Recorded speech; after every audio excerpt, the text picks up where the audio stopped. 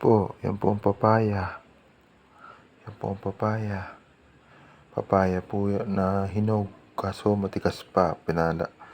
Pinahihinog pa ng maganda. Kinuha po namin yan sa puno ni Mama. Kinuha ni Mama yan sa puno niya. Pinahinog doon. Pinagkaroon ng sinag. Binalutan pa yan ng bag na ano. Tapos kinuha niya nung isang araw. Pinahihinog pa namin yung papaya. Masarap yan po. Pag nahinog, malaki po yan. Kanya pong puno yan. Ang puno na yon, nakita lang niya po sa tabi-tabi.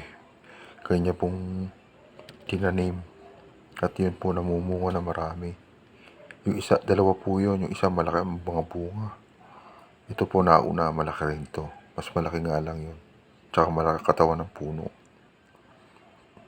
Sige po, at i-update ko kayo pagka pwede nang kainin. Sige po. Hanggang sa muli na ating video. Po, yan po ang kinuha namin sa bakod. Kinuha ni Mama sa bakod na papaya. Po yung itanim po niya yan. Meron po kami sa aming labas ng bakod na tanim na papaya. Yan po. Yan po yung aming pinahinog. Pinahinog po namin. At ayun na po, mahinog na siya. Pwede na kainin. Yan. Kain po tayo. Mga ilang araw ang aming inintay bago mahinog. Tapos sa puno, mga ilang araw din para mahinog. Hintay namin.